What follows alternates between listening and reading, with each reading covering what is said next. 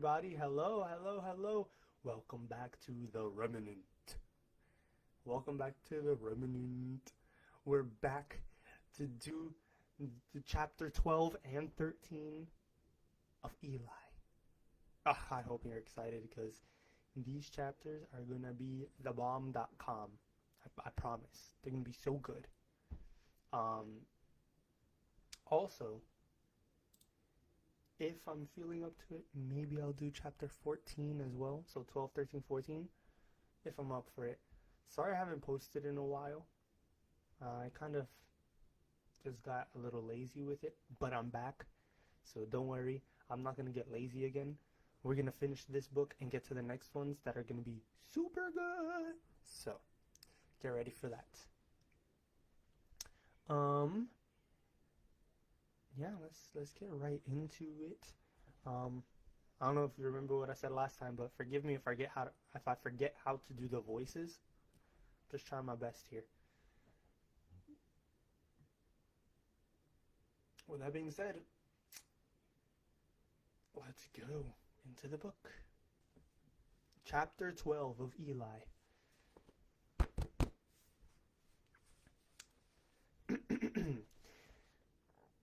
July 4th had finally arrived, and opening celebration for Dr. Kirsten's City of God were in full swing. Every state dignitary who could be there was there. Every politician courting Dr. Kirsten's sizable voting bloc who could show up, showed up. And so did the people. According to radio reports, by 2 o'clock, over 12,000 faithful, many of them prayer and financial partners, had passed through the 12-foot-tall pearly gates and entered the grounds. Here they were greeted by high school and college-aged angels, only too helpful to pass out maps that directed them to the International Food Court, where they could eat the food missionaries eat, or to the fitness gym to make that temple of God a heavenly body, or to the video arcade with games rewarding players for their godly deeds, or to God's gifts and goodies, or to the water park complete with all manner of giant slides, as well as a dazzling parting of the Red Sea attraction where, for a recommended donation of $7.50, tax deductible, participants could actually experience the thrill of walking on the lake bottom with walls of water on both sides. Then, of course, there were the folks in animal costumes from the Noah's Ark exhibit who strolled the grounds only too happy to have their picture taken with Mom, Dad, and the kitties. But the crowning glory was the worship center. Besides the 52-bell carillon, one or more bells in the Cathedral of God in Aurora, making it the largest carillon in the world, there was the actual sanctuary, where all 3 balconies were filled and the glass walls on either side rotated, opened to include the sitting area of the courtyards. The place could pack 2,750 people. Impressive. Everything about the City of God was grand and impressive, and Dr. Kirsten had every reason to be proud. Unfortunately, at this particular moment, the good doctor also had a reason to be upset. For although the City of God's opening was a huge event, there appeared to be one event even larger: the arrival of Eli Shepherd. Conrad had been right. The resurrection of Suzanne's brother had made national and world news. Despite the criticism by religious leaders, as well as various doctors and scientists, the populace had once again turned their attention toward Eli. And the press, knowing a money-making story when they saw one, immediately got on board. In fact, for the past 72 hours since the resurrection, It had been impossible for Eli to appear anywhere without drawing a crowd. His arrival here at the City of God was no exception. As their convoy arrived, word spread through the 120-acre site. Soon visitors and staff from every shop and exhibit were finding some excuse to drop what they were doing and swing on over to the park's entrance. Just helping him across the parking lot was proving to be an ordeal, as media and visitors swarmed, all as they shouted words of welcome and encouragement. In fact, it was all Conrad and the guys could do to clear a path ahead of him so he could walk. "Hey, Connie!" Eli shouted as the crowd pushed and jostled them. "You and Keith really did your job this time. Nice work." Conrad frowned and yelled, "But we didn't do a thing!" "Really?" Eli asked with just enough sparkle to make the irony obvious. Conrad grinned back. He got the message loud and clear. This was neither his doing nor Keith's. Somebody much bigger was in charge. And at that moment, that somebody was exceeding their wildest expectations. The thought brought more than a little satisfaction to Conrad. He hadn't been so wrong after all. It was just a matter of the timing. When he had wanted to push Eli to the forefront so many weeks earlier, Eli had declined. But now, suddenly, things had flipped. For whatever reason, the reluctant Messiah was no longer reluctant. At last, he was doing things the right way, making his miracles public, going for the big events, seizing the day. Despite all of the backwards logic, despite all of Conrad's doubts, both in Eli and in himself, things were finally moving forward. He glanced back at Eli as they continued to fight their way toward the entrance. But to his surprise, he saw the pleasure on Eli's face starting to fade. He leaned over and shouted, "Are you okay?" Eli did not answer. Instead, the closer they drew to the complex, the heavier his countenance became. And Conrad wasn't the only one to notice. By the time they reached the white gates, the other guys were also exchanging uneasy glances and starting to question him. From the swarming crowd, two men in navy blue blazers emerged. Security. Conrad figured. They caught Conrad's eye, flashed some type of City of God ID, and motioned for permission to talk with Eli. Conrad nodded and they moved in, only to be blocked by Will and Jake's commanding presence. "It's okay," Connie shouted. "They're with the park." They nodded and stepped aside. "Mr. Shepard." Eli turned toward them. "We're with security," the first hollered. "This thing is getting way out of hand. You've got to tell them to settle down. You've got to make them stop." Eli paused a moment and glanced around the crowd. Then he shook his head. "No!" "What?" they yelled. "Why not?" He leaned toward them and shouted, "If I were to tell them to be quiet, the very walls of your worship center would cry out over my arrival." Before the guards could respond, Eli patted the first on the shoulder, smiled, and continued forward. Conrad gave the confused men a sympathetic shrug before following Eli through the pearly gates. They headed across the red-tiled courtyard, through the central plaza just outside the worship center. The crowd grew thicker and pressed in harder. "Please, Eli!" an unseen face shouted. "I've got leukemia! Just touch me and heal my leukemia!" Another woman, much closer, caught the idea. "My diabetes!" she shouted.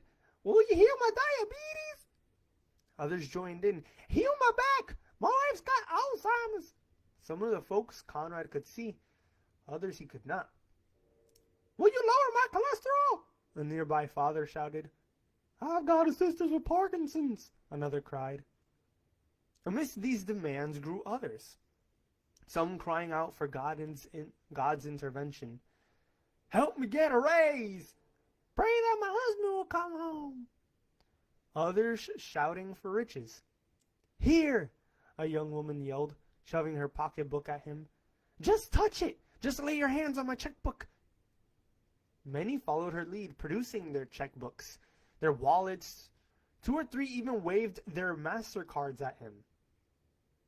It was turning into quite a spectacle, and Trevor, Jake, Leon, and everyone else surrounding Eli traded amused looks. Everyone but Eli. For the deeper he entered the complex, the more he was overcome with emotion. Hey! Once again, Conrad leaned closer and shouted over the noise. You okay? Get me to the fountain, Eli yelled, motioning to the large fountain in the center of the plaza.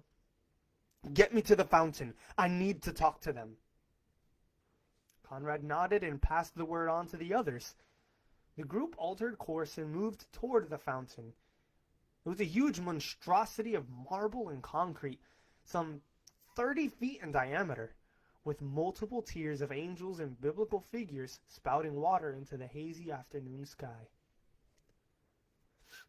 Once they arrived, Eli climbed onto the smooth 3-foot wall encircling it, and they turned to the crowd. Immediately they began to settle. As they did, Eli wiped his face and prepared to speak. Soon everything was quiet.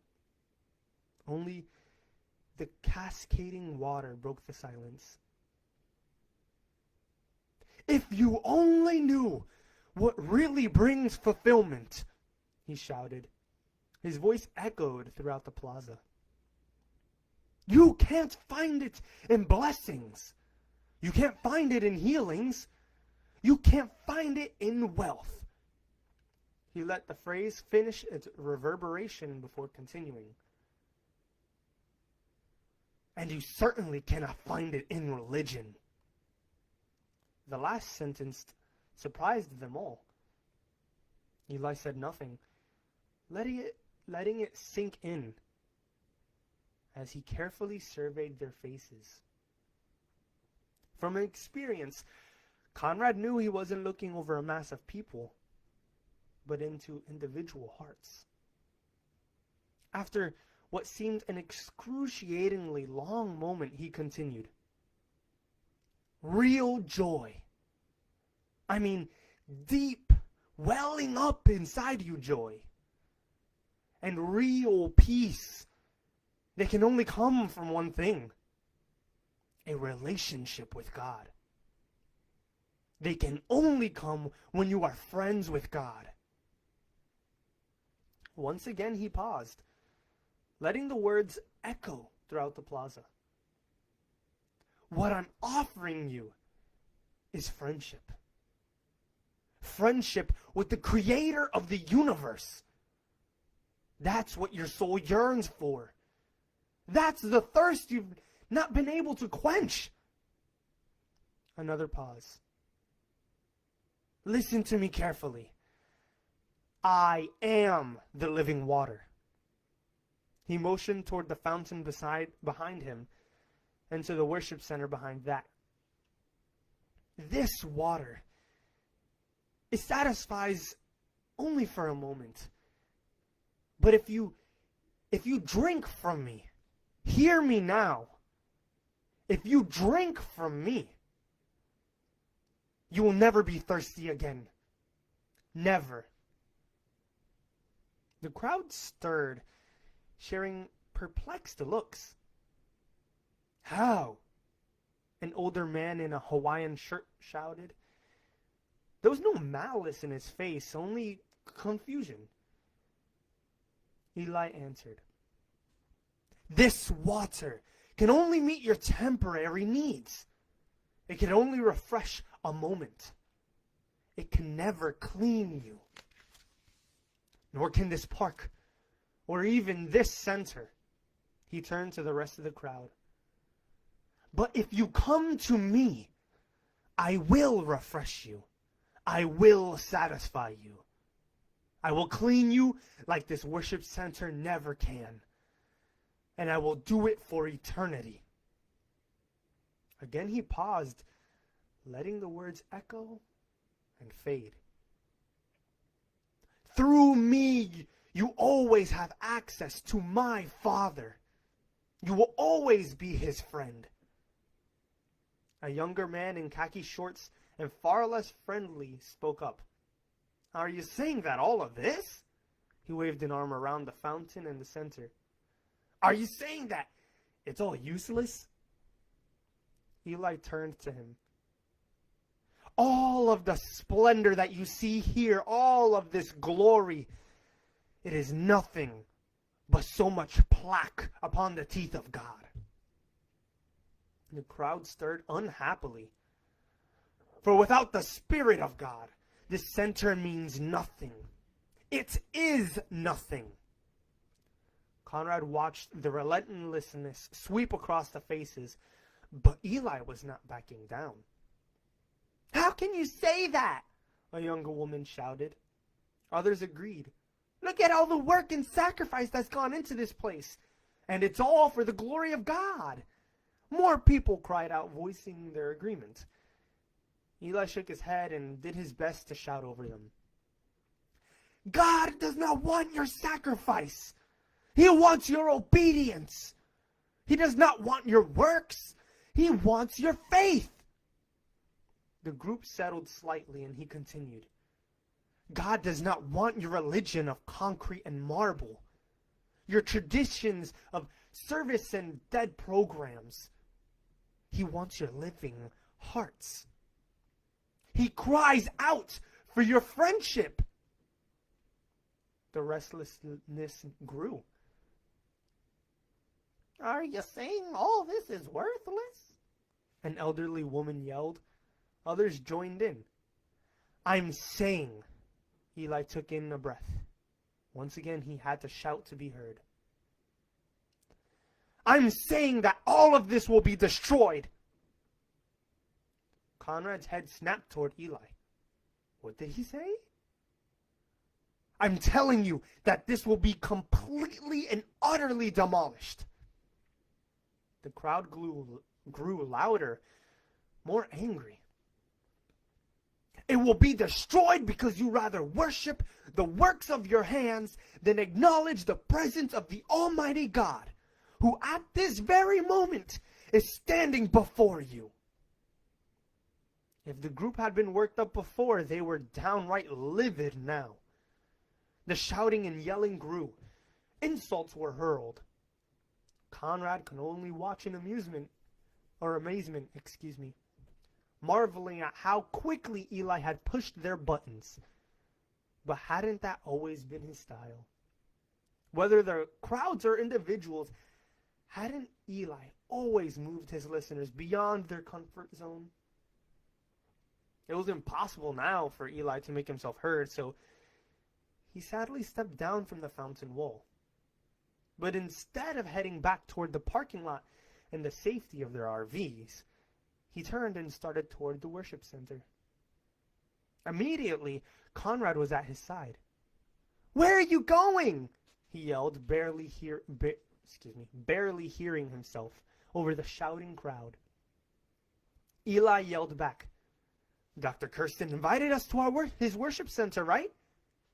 Yes, but then we're going to his worship center.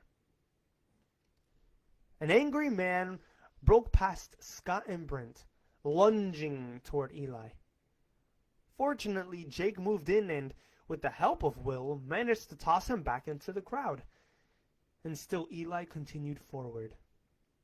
Despite the yelling, despite the outrage, despite the potential of being harmed, he continued toward the worship center.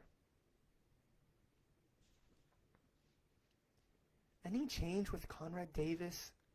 Julia asked the nurse behind the counter. The woman looked up. She was the one who had been there yesterday, who had caught Julia and helped her into a chair. No, everything's pretty much the same. May we see him? Certainly. Julia felt the woman eyeing her, no doubt wondering whether there would be a repeat of yesterday's performance. "I had a chance to grab a little breakfast this time," Julia said, forcing a smile to reassure her. The nurse nodded, then returned to her work. Julia turned and escorted her mother toward room 4. She had no more desire to see her father today than she had yesterday. But this time, at least, she was prepared. Or so she hoped.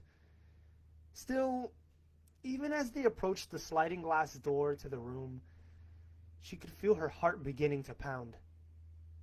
A trace of perspiration breaking out across her forehead. She glanced at her mother, who seemed to be taking it no better than she. How was that possible? After all he'd done to her, to them. After all the lying and cheating and destruction. After all these years since the divorce, how could she still be feeling something?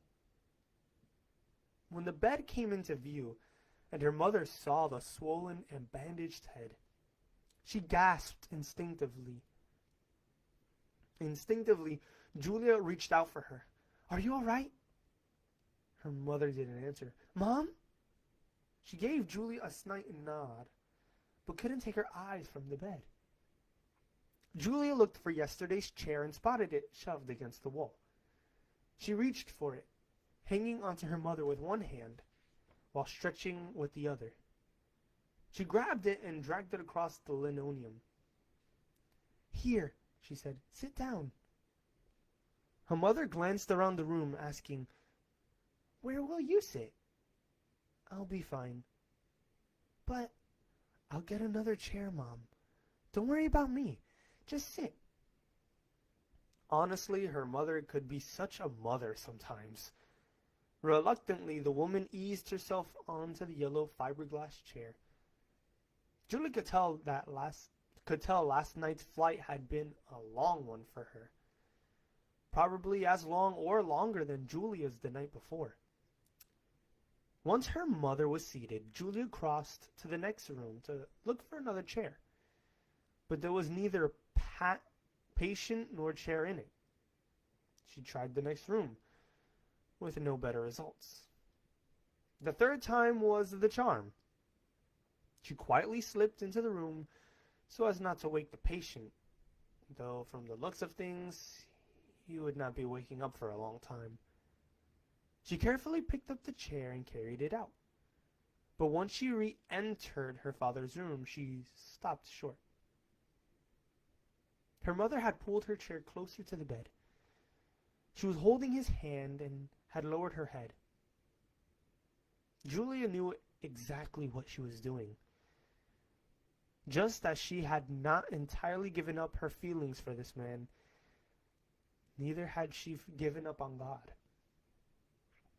It was a tender, bittersweet moment. The first time Julia had seen her mother and father together in years. So many memories, so many. Suddenly the alarm above the bed sounded. Her mother's head shot up, looking at it. Before Julia could react, the ICU nurse raced past her into the room. She glanced at the screen. "He's in VFib," she said. She spun toward Julia, who could only stare. "He's in VFib." Julia's mind raced, trying to comprehend. What was she saying? What was she telling her? Does that...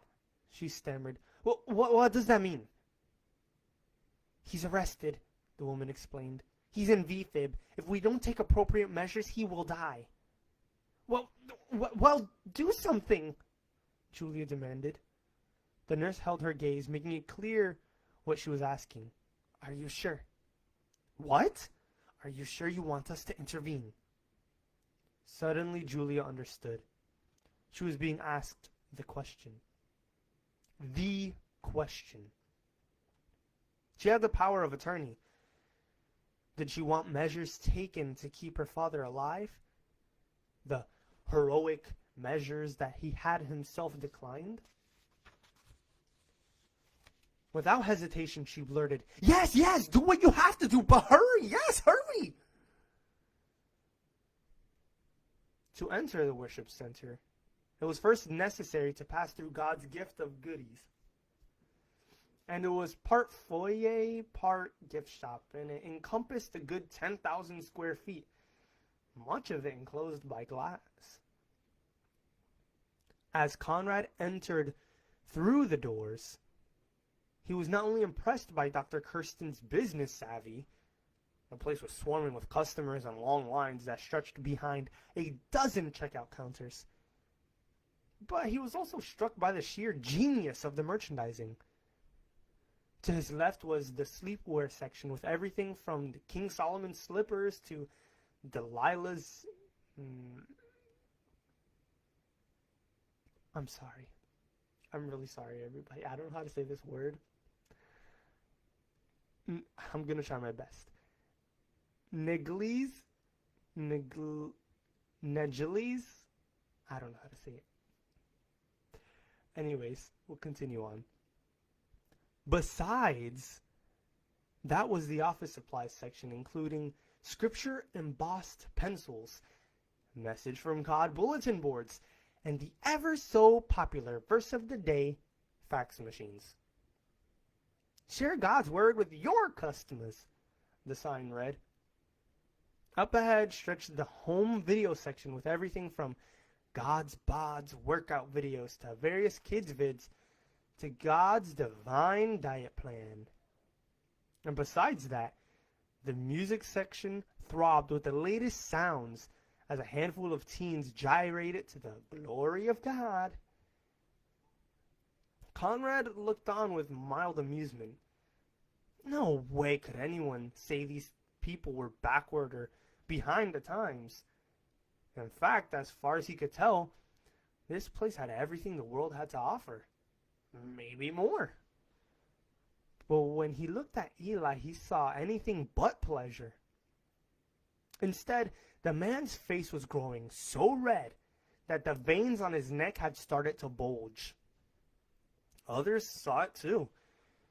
Trevor, who was the closest to Eli, leaned over and asked something, but Eli did not hear. Instead, he suddenly broke past the men protecting him and headed toward the nearest checkout stand. With one giant sweep with his hands, he swept the merchandise and the credit card machine crashing to the floor. People gasped. Some cried out. But Eli had barely begun. Turning toward the crowd, he shouted, "You may sell your goods anywhere you want, but not here. This is my Father's house." He focused on specific shoppers and clerks, his chest heaving with anger. "This is not a place to satisfy your whims. This is not where you make profit. This is where you commune with God Almighty." His eyes landed on the nearby holy hygiene display. He strode to it, grabbed the top of the cardboard sign, and brought the entire display tumbling down. Mouthwash, dental floss, toothpaste, everything crashed to the ground as bottles shattered, spilling their contents across the floor. As people yelled and leaped back, Eli turned to them and shouted, "You have made God's holy house a mall of merchandise." He crossed to the women's clothing department. Next to go was the display of what would God do? Tube tops. More panicked cries filled the air as people scrambled out of his way. Conrad had never seen Eli so impassioned. But it was working. The gloves were definitely off. And he was definitely making a statement. Next, he grabbed a belt from the scriptural ties and belts rack and began whirling it over his head, driving back anyone foolish enough to try and stop him. I'm sorry, I have to stop right there and laugh a little bit. I'm sorry, I'm sorry, that's kind of funny. what was it called? The scriptural ties and belt rack. Oh, Lord have mercy. I'm tearing up. It's so funny to me. Okay, let's continue on. He stormed over to the book section unopposed. Display after display came down. 100 different versions of the Bible for secretaries, the Bible for athletes, the Bible for the disabled, the menopause Bible. A moment later, he was in the self-help section, clearing off shelves of how to make God eat. I'm sorry. I'm sorry. I'm still laughing about it. Okay. I'm going to restart that. The Bible for athletes, the Bible for the disabled, the menopause Bible. A moment later, he was in the self-help section, clearing off shelves of how to make God make you rich, and claiming your divine health as well as the best-selling classics, how to physically please your godly husband, and 10 steps to raising perfect children. Finally, he hit the messianic section, pushing over row after row of books with multicolored charts and transparencies explaining how each prophecy of the Messiah's coming would unfold. Conrad heard more commotion and turned to see 4 security men hurrying through the crowd. He spun back to Eli, wanting to shout and warn him, but he knew that Eli couldn't hear. Even if he could, he wouldn't listen. The crowd parted as the men pushed through. Eli had entered the Holy Health section, and was working on the spiritual vitamin display, the one with a different scripture reference printed on every tablet. And that's when they finally grabbed him. He put up no resistance, though the men might have worked a bit harder in restraining their forces. A moment later, sweating and breathing hard, Eli was escorted toward the back of the store. Conrad tried to follow, but there were too many people, and Eli was too far away. He could do nothing but stand and stare, and be impressed. For this was, indeed, a different Eli. This was an Eli of strength, a conquering Eli. Finally, the time had come. No more hiding of his miracles or of his powers or of his passions. At last, he was emerging as the leader Conrad knew him to be.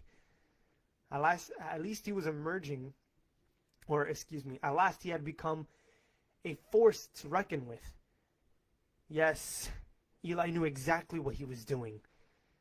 This arrest would only add fuel to his cause. And from what Conrad had seen over the past 72 hours, that cause had suddenly become very, very formidable. Finally, it was clear. Conrad really had backed the right horse. Instantly, the serene ICU came alive. The ICU nurses had shut off the alarm and were already administering CPR as a female doctor appeared from nowhere. She was accompanied by a male nurse who hustled Julia and her mother out of the room. Now mother and daughter stood just on the other side of the glass door, numbly watching. Despite the flurry of activity, the staff maintained an eerie calm, a testimony to their professionalism, or to the number of life or death situations they faced every week.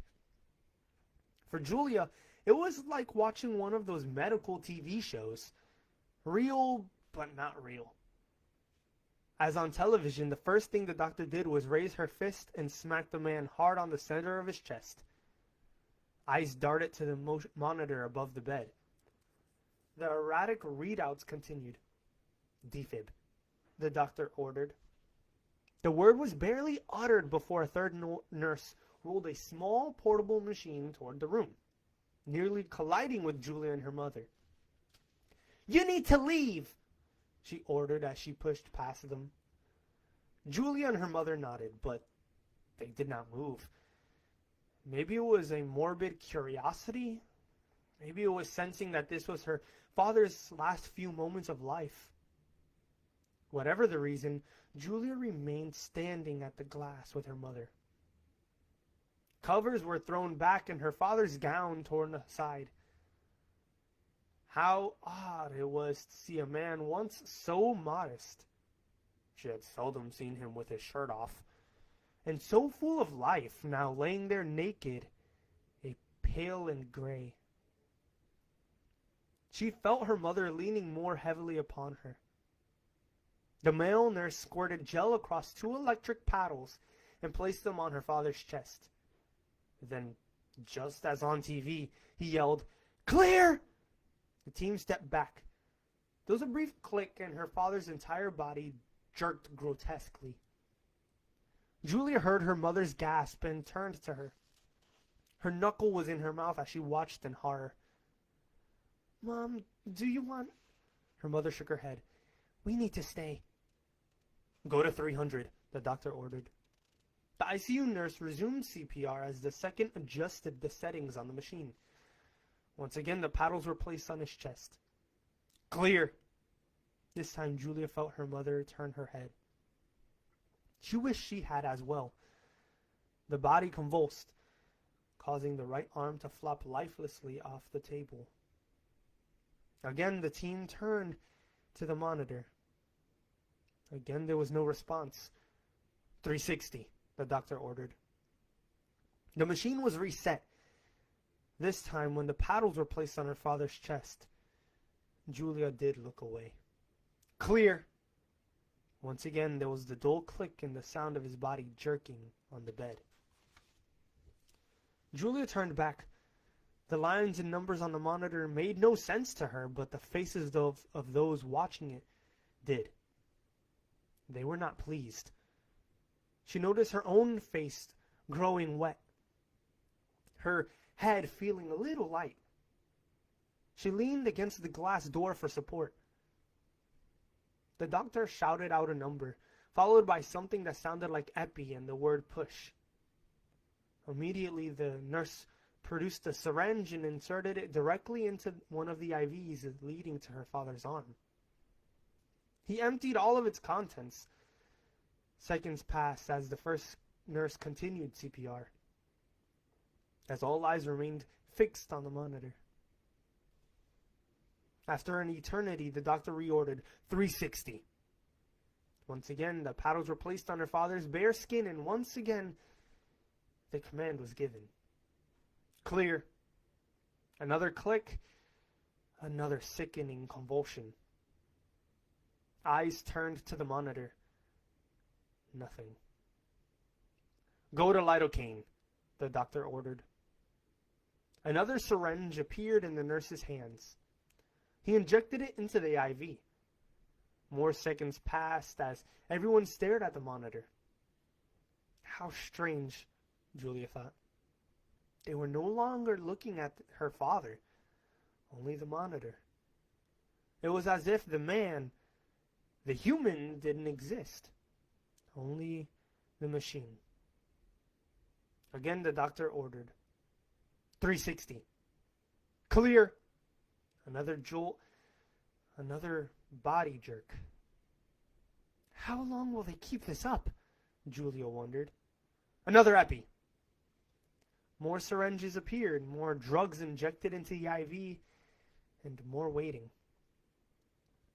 "Okay," the doctor sighed. "Let's juice him again." There was no missing the wariness in her voice. "Ooh. My bad. Clear." Another sickening click, and yet another convulsion. How much more of this could her father's body take? How much more of this could she take? Despite the clammy dampiness across her face, Julia noticed that the edges of her vision had started to grow bright, like an overexposed picture. And her mother? She turned to her, and her mother was as white as a sheet. The doctor spoke again, this time too softly to hear. The ICU nurse looked over her shoulder at Julia. Others followed suit until the entire room was looking at her. What was going on? What did they want? After another moment, the doctor spoke again, sounding even more drained.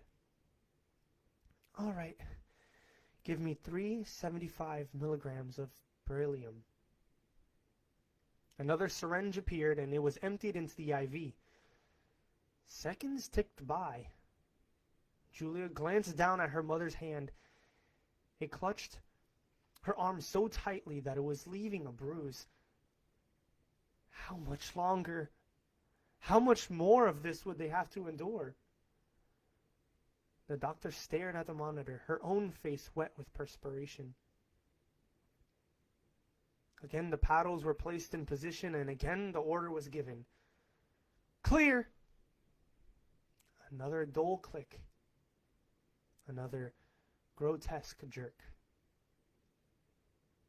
By now, only the doctor and ICU nurse watched the monitor.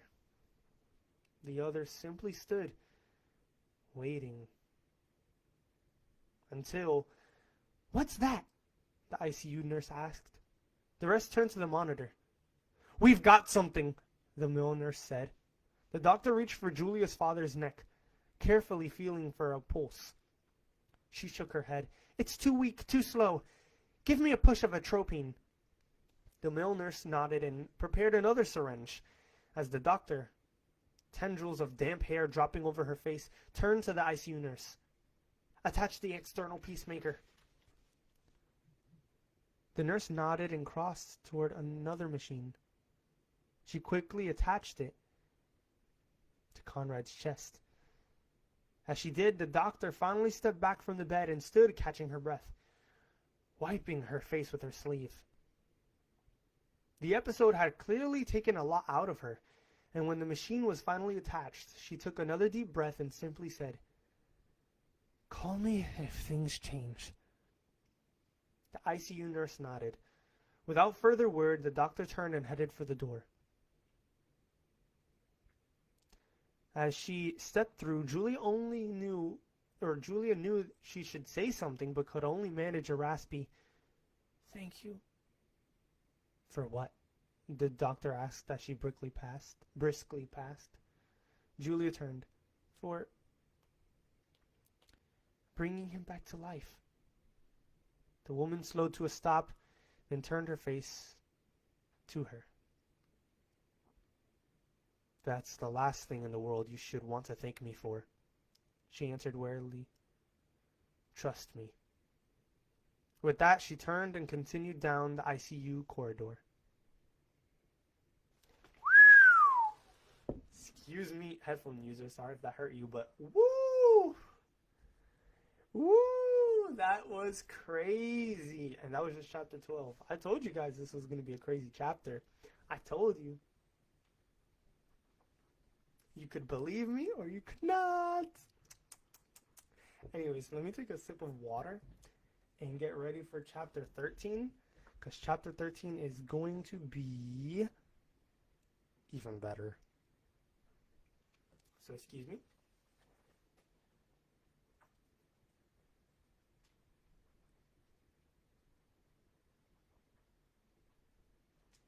Okay, we're back. That was the commercial break. I could do the commercial break for City of God, but...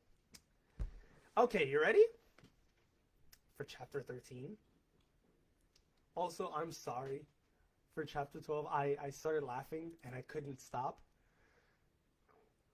Because all the merchandise inside that store was just too funny. And I could not stop laughing. My favorite was the Menopause Bible.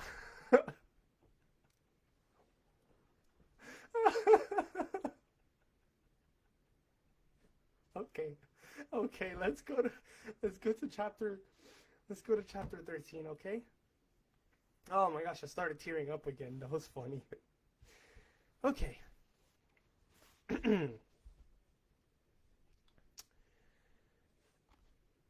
You guys are missing the point, Conrad argued. This is good news. Brent frowned.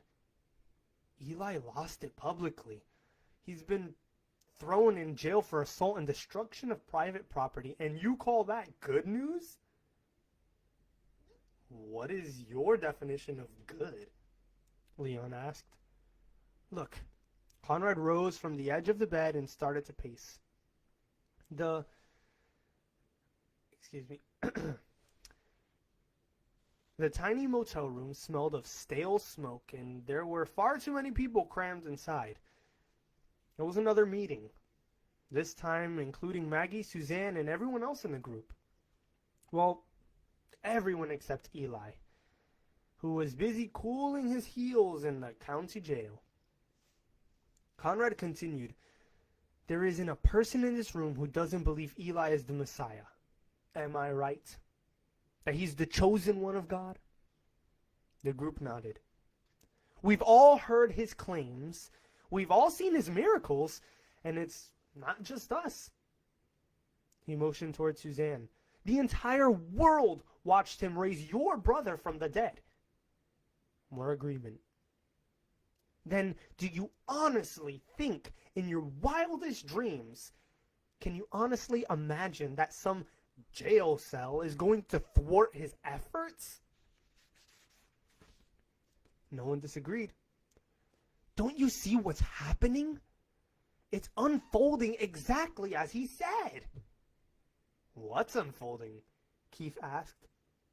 "He's coming into power. The very thing you and I have been banging our heads against the wall trying to accomplish. He's accomplishing on his own." "Run that past me again," Will asked. "He's finally rolled up his sleeves, Will. He's taken off the gloves and he is finally going after the big boys." He turned to the rest of the group. "Isn't that what the scriptures say the Messiah will do when he comes? Conquer and rule the world? Well, how do you conquer and rule the world without getting into the fray and getting your hands dirty?" "So, you're saying this is the beginning of him taking over?" Jake repeated. "Exactly. You heard the crowd's excitement when he entered this morning. And what did he tell security when they wanted him to stop?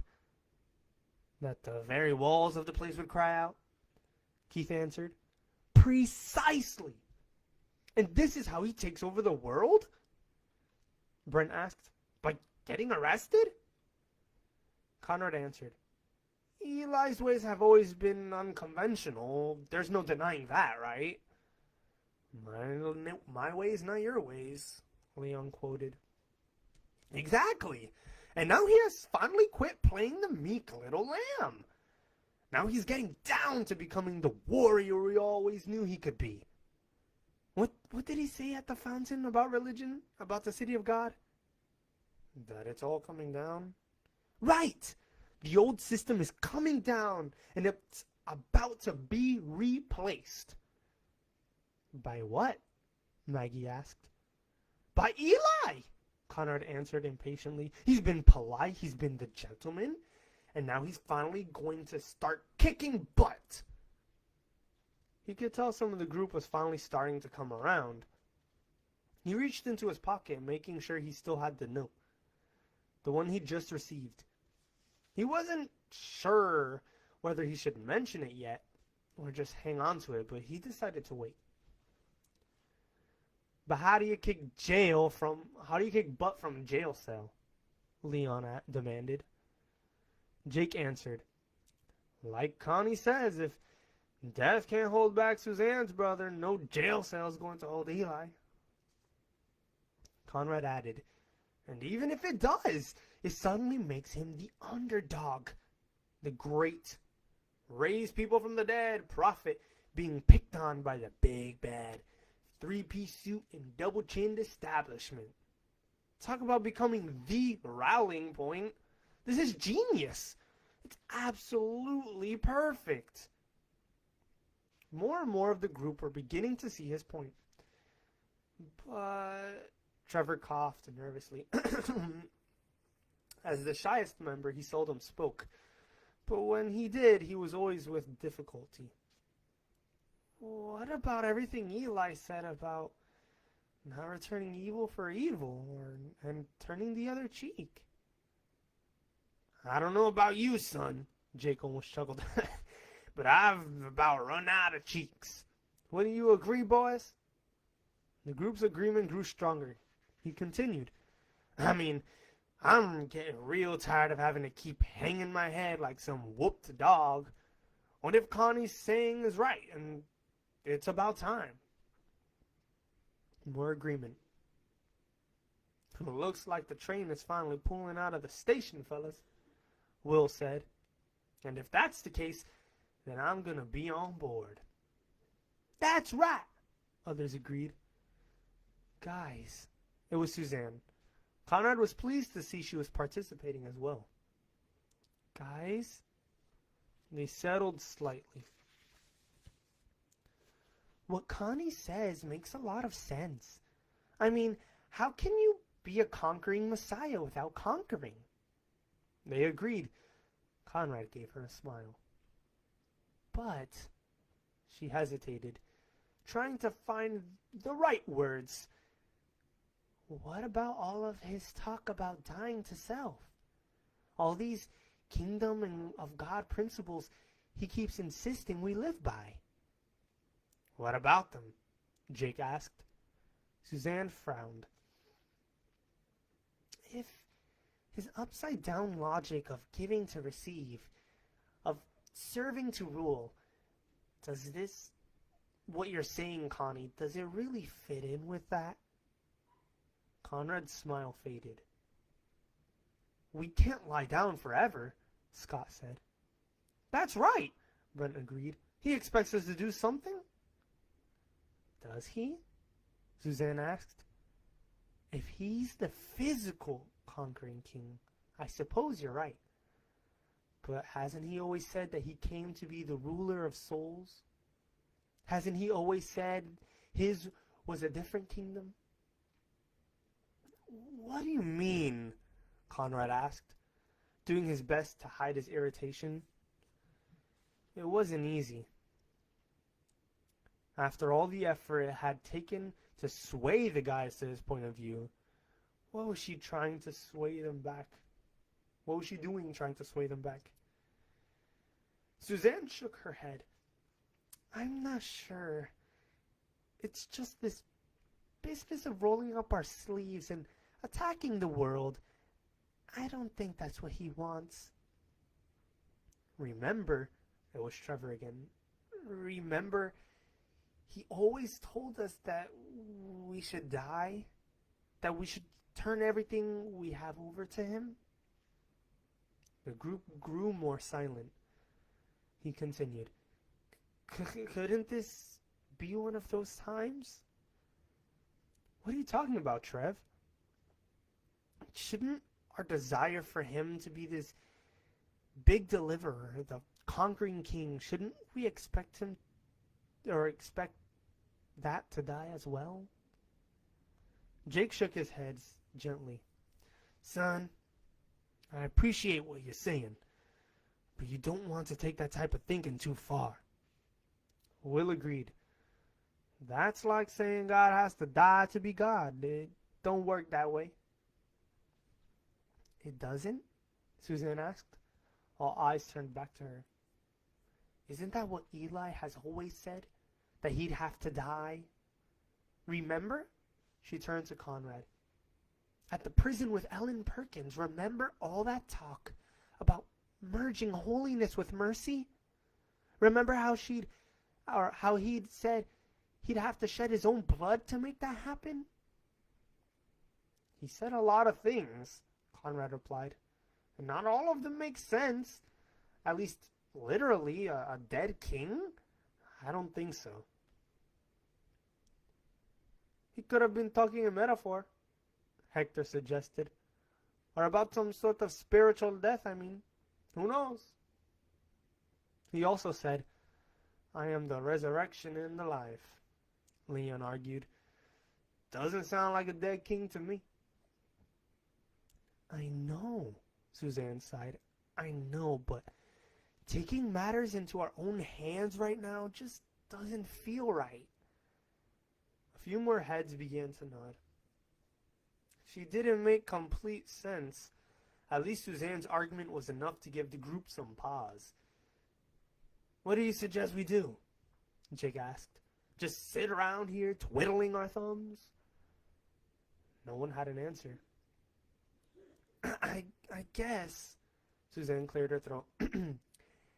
We do what we've always done. What I did in Lebanon for all those days. What's that? Will asked. We wait. Looks were exchanged. A few heads nodded. No one could refute her argument. Conrad sighed in exasperation. The group could be so dense sometimes. So timid and fearful. It couldn't be any clearer. Eli had shifted policy, had finally gone from invisible warrior to high-profile fighter.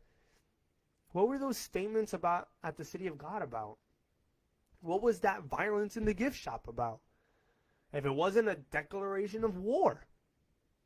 And they still didn't get it. Ever since Eli had gone public, ever since he'd raised Suzanne's brother from the dead, things had changed. But these people didn't see it. Yet, wasn't that how it always was with these guys? Sometimes, like, Eli had to say something 100 times before they got it. Well, Conrad got it. Maybe the others hadn't, at least not yet. But that was okay, he had. Which would explain why he was the one who had received the message from Dr. Kirsten. The message McFarland had passed on to him and that was now folded in his pocket. The group may not understand the threat Eli was suddenly posing to Dr. Kirsten and his establishment, but Dr. Kirsten did. Why else would the man have requested a special meeting with Conrad? A meeting where he hoped to try and work out their differences. Yes, sir. Things were changing swiftly. And from the looks of things, Conrad was going to be the man chosen to implement them. Dad, stop it! Stop it! Julia's father had grabbed her date and was literally dragging him out of the car by his neck. Dad! The kid didn't know what hit him. One moment, he had unbuttoned Julia's shirt and was going for her jeans. The next, the driver's door flew open, his head was slammed against the steering wheel, and he was being dragged out onto the pavement. Daddy! Julia quickly covered herself, buttoning whatever buttons she could find, while scrambling out the other side of the car. Daddy, stop it!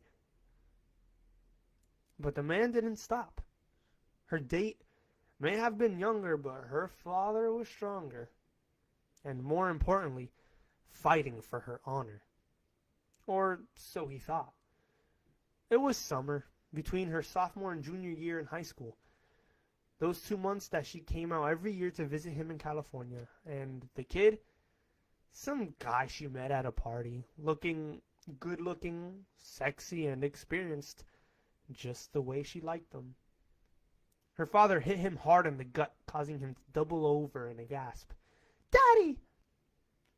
He pulled the boy's head up by his hair and shoved him against the car. What'd I do? The kid screamed wide-eyed.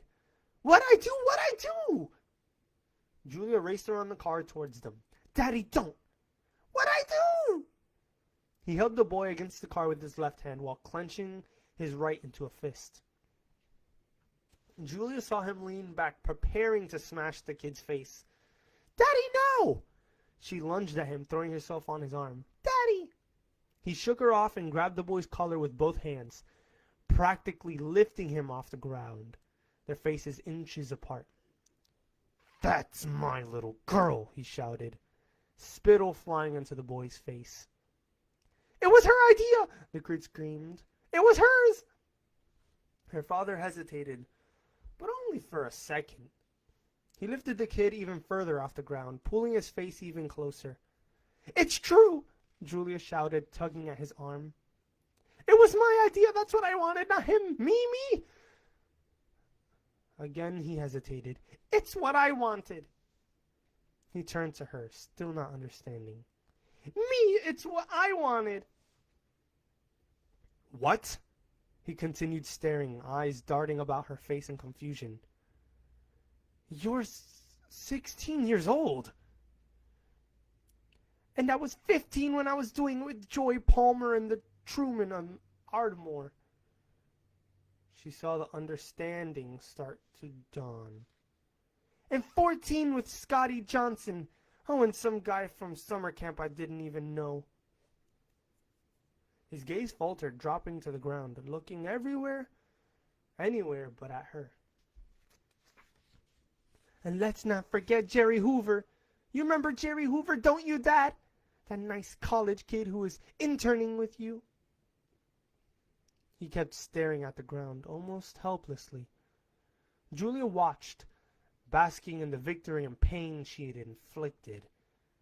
How dare he check up on her like that? How dare he? But even as she watched, she felt the victory starting to sour. He continued looking down, beginning to shake his head. I didn't know. Julia swallowed, taking a breath, but couldn't find nothing to say. I didn't. At last he raised his eyes to hers. The expression stabbed her deep in the heart. He appeared so helpless, so lost. Though her rage was justified, she felt his slipping away, and that made her more angry. This was her victory, and she wasn't about to let him ruin it. Why not, Dad? She said, holding her ground. Everybody always says we're cut from the same cloth. A chip off the old block. Isn't that how you brag about me? Again he looked at the ground, but she wasn't letting him off that easy. Well, take a good look, Dad. Take a good look at what we are. I wanted... His voice was hoarse, still searching. I wanted something better for you. Slowly he raised his eyes. You deserve better than this. You are better than this. His pain both tore at her and outraged her. But she didn't back down. What you see is what you get. He stood staring at her. She held his gaze until he was the one who finally turned. And then, without a word, he started back up the sidewalk toward the house. Angry at his defeat and the self-loathing welling up inside of her, she shouted after him, A chip off the old block! He kept on walking. Like father, like daughter. Her throat tightened, her body started to tremble, but she couldn't stop. Like father, like... Suddenly she was back on her bicycle. Flying. Sailing. Daddy, don't let me go. I'm right here. Don't let go. Trust me, sweetheart, I won't let go. Then the silence. Daddy? Daddy, where are you, Daddy? Julia. It was her mother's voice. Jules? She opened her eyes. Julia, sweetheart. She turned to see her mother standing at the sliding glass door to the ICU. The lawyers are here. Julia rubbed her eyes and nodded. I guess I fell asleep. Who did you say were here? Or was here? A couple of lawyers. And they brought along some doctors, too. Woo. We're mailing a... Excuse me, that was totally bad. Let me try that again. We are merely proposing that he join forces with us, that's all. Dr. Kirsten's assistant, a young man of nearly 30 in a neatly tailored Armani, grew more impassioned. I mean, everyone in this room has seen the way he can work up and inspire a crowd. Both positively and negatively. Dr. Kirsten added with a polite chuckle. The others around the long table smiled knowingly. The conference room was large, mostly glass and cheery with thick, intricate carved molding running along the ceiling. To the west, the sun hung low in the sky, and as it shone through the tinted windows, it gave everyone in the room an odd golden gray glow. Kirsten's assistant continued, and with that type of giftedness, plus his miracles, well, he would prove incredibly valuable. For whom? Conrad asked. For the country, of course. Not to mention you, Keith said as he leveled his gaze at Dr. Kirsten with the self-assuredness that could only come from the terribly young, or naive. For a moment, Conrad wondered if he'd made a mistake bringing the kid along. Then again, such cockiness might be useful in stripping away the civilities of this group and getting to the real issues. The assistant bristled at Keith's statement. But before he could respond, Dr. Kirsten gave another chuckle, making it clear he was taking over. No, son. He smiled at Keith. What happens to me is of little consequence.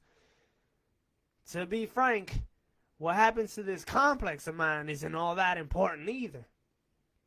And I think it would be fair to assume, he leaned over the table to look at his arch-rival from Aurora, that Reverend Snyder here would say the same about himself and his organization. Am I right, Reverend? Snyder cleared his throat and nodded. Yes, you are, Doctor. Kirsten continued. And the same would go for any of these other esteemed clergy with us this afternoon. The dozen or so distinguished gentlemen sitting around the table nodded in agreement. No, Dr. Kirsten said. We are talking about something far more important than one man or one particular ministry. What we're talking about is a movement, son. The turning of an entire country back to God. Back to the very principles upon which we were founded. More nods of agreement. That's what the city of God represents. That's what Reverend Snyder's Cathedral Hour represents. That's what we all represent. Wresting this country out of the hands of the heathen and putting it back into the hands of God. And we're coming very close to making that dream come true, Reverend Snyder interjected. So close that it would be a shame to have division now, especially when Eli's goals and ours are identical. Identical? Conrad asked. Dr. Kirsten nodded. Eli wants God to rule our nation. We want God to rule our nation.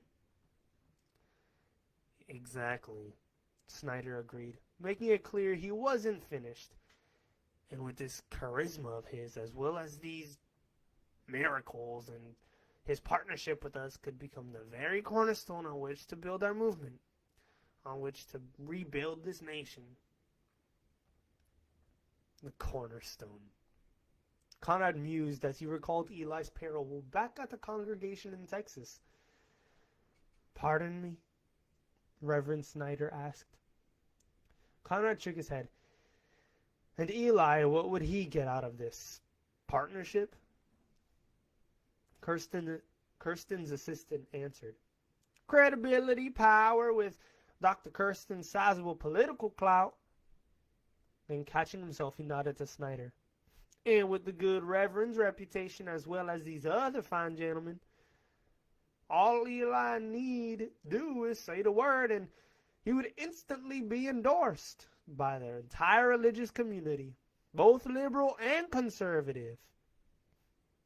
And, Kirsten added, if things were to work out and the timing was correct, Young man could very well find himself holding some high political office. Conrad did his best not to show any expression. He hoped Keith was able to do the same. He could become our spokesperson, Snyder explained. The galvanizing point for our entire movement. In many ways, he could act as the Messiah. Keith interrupted. The group exchanged glances. That's certainly a possibility, that Dr. Kirsten's assistant hedged. But to be frank, he doesn't qualify, at least not yet. Qualify? Keith asked incredulously. He moves crowds. He changes lives. He raises people from the dead, and he doesn't qualify? Reverend Snyder answered. The scriptures clearly state that the Messiah will be a world leader, and the governments will rest upon his shoulder. And? Keith asked. Well, no offense, my friend, Dr. Kirsten smiled. But as he is now, this behind-the-scenes teacher and healer of yours knows nothing about the ways of the world. Every time an opportunity arises to increase his support base, it almost appears as if he's set upon sabotaging it. Conrad winced. That's exactly what they've been fighting with Eli for so many weeks. At least until this new and improved Eli had emerged. And that's all right, Dr. Kirsten continued. He just needs a little seasoning. A little guidance along the way. Guidance? From you guys? Keith almost laughed. The man raises people from the dead, and you're going to give him guidance. Conrad appreciated Keith's candidness, but he also appreciated something else he saw. These men had an obvious desire, almost urgency, to work with Eli. Could this have been Eli's plan all along? To wait, to hold back, and then to come in blazing with such overwhelming strength and power that they had to play ball with him? That certainly appeared to be the case now. Granted, they viewed him as the threat. Granted, they didn't see eye to eye on several issues, but wasn't their overarching goal the same? Didn't they both want to bring people to God? And if their goals were the same, shouldn't these men be at least listened to? Everyone knew Eli was not fond of the religious system. But if he were to align himself with them, even partially, wouldn't that at least give him enough clout to make them pay attention to his concerns, to allow him to begin changing the systems from the inside out? It was Reverend Snyder's turn to answer Keith. I am afraid raising people from the dead is far different skill than learning to survive in a political world. And often far more easy, Dr. Kirsten chuckled. The table responded in kind. Seriously, though, Dr. Kirsten leaned forward. Eli Shepherd has tremendous gifts and power. We've all seen that. He's simply not yet learned to harness those strengths. That's all. The man is like a nuclear reaction. If channeled and properly directed, he'll do great good. But if left unchanneled, he becomes a bomb, senselessly destroying himself and all those around him. And you think you can channel him? Conrad asked skeptically. I think together we can console him, Reverend Snyder replied. Assist him when he wants the assistance. Be available to remind him of the big picture. much as the two of you have tried, Dr. Kirsten added. Conrad tensed slightly at the camaraderie. How do you know what we've tried? Dr. Kirsten smiled. Let's just say that the resources of those around this table can be quite extensive. And, Reverend Snyder added, those resources, combined with the sizable influence wielded by the two of you, should certainly be enough to make him see reason. Keith muttered, if only it were that easy. Conrad shot him a look, but it was too late. Conrad shot him a look, but it was too late. Whatever suspicions these men had about his and Keith's frustrations with Eli were suddenly confirmed. Keith, it can be that easy. Dr. Kirsten's smile broadened as he turned to Conrad. With your influence and ours, I'm certain we can help Eli. See reason. And once he does, I believe absolutely nothing can stop him. Conrad was finding it harder to maintain his skepticism. If our goals are identical, why fight? Dr. Kirsten shrugged. Why be enemies when we can become allies? It might be a little easier to convince him of that if you hadn't thrown him in jail, Keith replied. Kirsten glanced at his assistant, who took the cue and cleared his throat. In exactly 10 minutes, Dr. Kirsten will be holding a press conference, the young man said. Since it's opening week for us, and since the good doctor agrees with much of what Eli has said, he's dropping all charges against Eli Shepherd. When Conrad finally found his voice, it came out more ironic than he'd intended. As a gesture of your goodwill and magnanimity.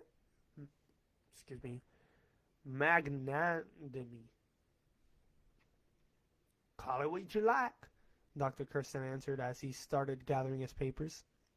I'd prefer it to be a gesture of friendship. An opportunity for your young man to reach his fullest potential.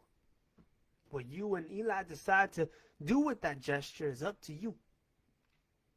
If you cooperate, everyone will win.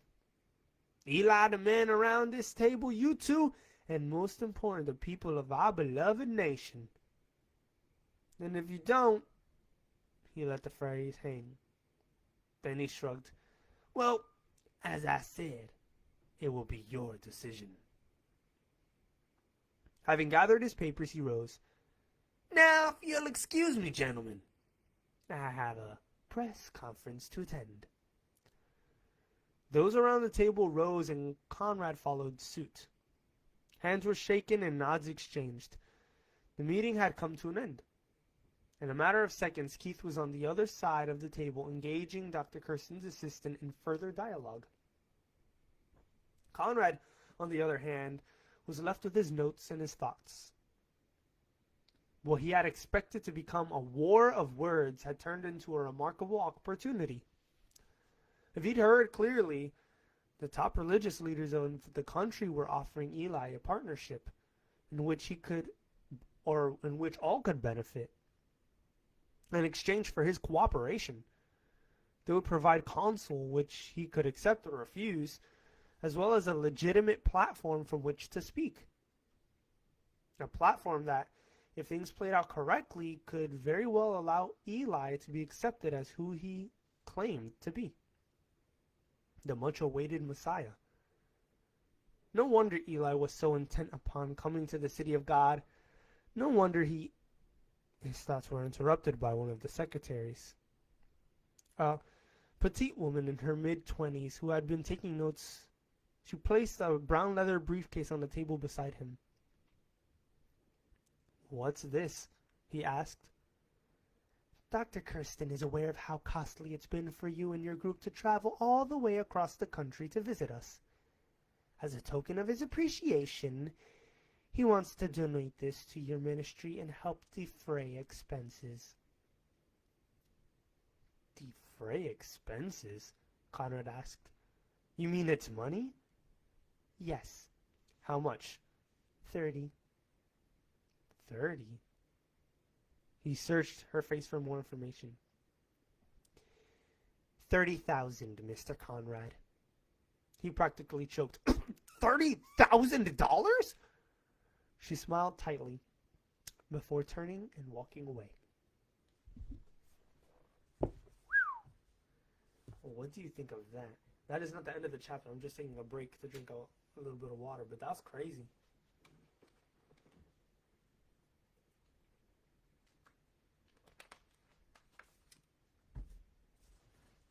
I wonder what's going to happen next. But don't worry. We're going to find out right now. Continuing on. The meeting with Roseanne, her children, the lawyers, and the additional doctors that had been brought in was even more brutal than the first. Although everything was conducted in a civil and compassionate manner, the bottom line was always the same. For all intents and purposes, Conrad Davis was dead. The evaluation of the two new doctors was identical to that of yesterday's physician. There was a little of Julia's father's brain that had not been damaged, and there was no chance of ever recovering its use. In fact, if it weren't for the machines forcing his other organs to remain functioning against their will, one of the doctors had pointed out, then Julia's father would have already experienced a more natural and certainly more humane passing off. Then, of course, there were the lawyers' arguments. Again and again, they pointed out that her father's wishes were for life support systems to be discontinued. And if, due to her emotional involvement, she could not execute his wishes, then she needed to relinquish her responsibility to someone who could. But as much as Julia wanted to give in, she knew that she had to carry out her duties. She could not give up her responsibility. It's not fair. All the other kids. We're not talking about all the other kids. But if you refuse to take responsibility, you will stay in your room. Dad, when you are ready to be responsible, we can talk. The group meeting had been ended over an hour ago, and Julia still felt like she'd been hit by a truck. Now, alone with her mother in the ICU lobby, she stared down at the paper. It was a single-page document giving the hospital permission to remove her father from life support. Daddy, will we always be best friends? Yes, Jules. And you'll never let anything bad happen to me? I'll never let anything bad happen to you. Good. And I'll never let anything bad happen to you. She glanced at the pen she was holding. It was a Monty Black, a gift from her boss. Atlanta's district attorney for, what had he said? Unwavering devotion to justice. At the moment, she noticed that the pen was trembling violently. I do not want life-sustaining treatment to be provided or continued if I am in an irreversible coma or persistent vegetative state. In many ways, your father is already dead. You're only as good as your word. Julia. Her mother spoke from the chair beside her, but Julia barely heard. Instead, she stared down at the document, at the single line across the bottom of the page that required her signature and the date. Your father's current coma is irreversible. I gave your grandpa my word a long, long time ago, Jules. I don't want life-sustaining. You're only as good as your... Julia? She looked up. Her mother had walked over and was kneeling beside her. You need to let him go, sweetheart. You need to let him go. Julia turned to her, the woman's face blurry through her tears. You agree with them? She asked in surprise. It was the first time in a very long while that she had asked her mother for advice. It felt good and frightening at the same time. Good to know she wasn't alone. Frightening to realize how weak and vulnerable she'd become. Slowly, almost imperceptibly, her mother nodded. Yes, sweetheart. I think they're right. What about the words? Julia asked. Mom, I heard them. It wasn't my imagination. What if he was praying? What if he was trying to do what you wanted him to do for so long? What if he was trying to ask Christ to be his Lord and Savior? Her mother said nothing. What if by pulling the plug I kill him before he has a chance to finish that prayer? The idea surprised her almost as much as her mother. So did the language. Christ? Lord and Savior. That was God talk. Words her mother used. Not her.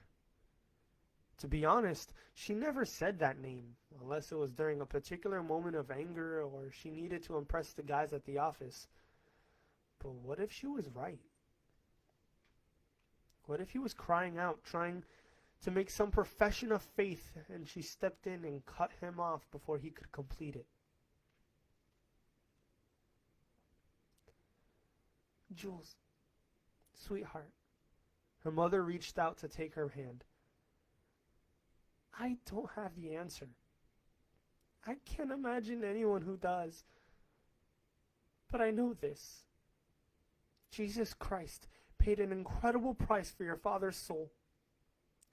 He bought him with his life. He's not about to let him slip through his fingers by accident. He loves your father too much for that. He loves all of us too much for that. Julia swallowed back the emotion and gave another swipe at her eyes. Her mother continued. There's nothing you or I can do to change that. No second guessing, no decision, no right or wrong. If there's any chance of your father being saved, he will be saved. Her voice grew husky and she had to pause before concluding. No, sweetheart. God's paid too great a price to let any of us slip through his fingers. Julia closed her eyes. It was true. If Christ was who he said he was, he would not let her father fall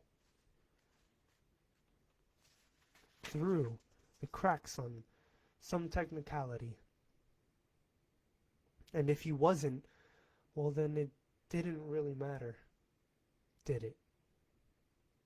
She opened her eyes and looked back at the document, at the line running across the bottom of the page. She gripped the pen more firmly, trying to stop the trembling. Then with a deep breath, and while she still had the nerve, she lowered its point to the paper. She felt cold, detached, barely there. But right or wrong, she was being responsible. Right or wrong, she was doing what she had to do. It was over in 5 seconds. Her signature, then the date. The death warrant for her father had been signed.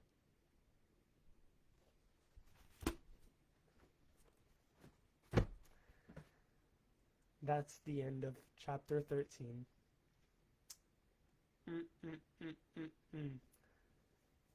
What a cliffhanger, right? Because I'm going to leave it off there. I think that's a perfect cliffhanger to make you come to watch the next the next episode. Man, there were some parts that I was laughing, and now I feel kind of bad. What do you all think?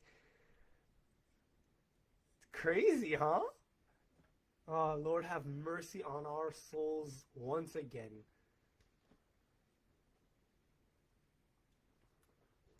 Uh, okay. I am going to leave chapter 14 and 15 for the next video. And I hope you all have a beautiful day or night wherever you are.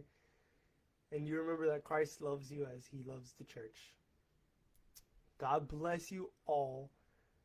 Unfortunately, I cannot continue because my voice hurts. But I hope you all come back to the remnant for the next chapter. God bless you, everybody. And remember that Jesus loves you.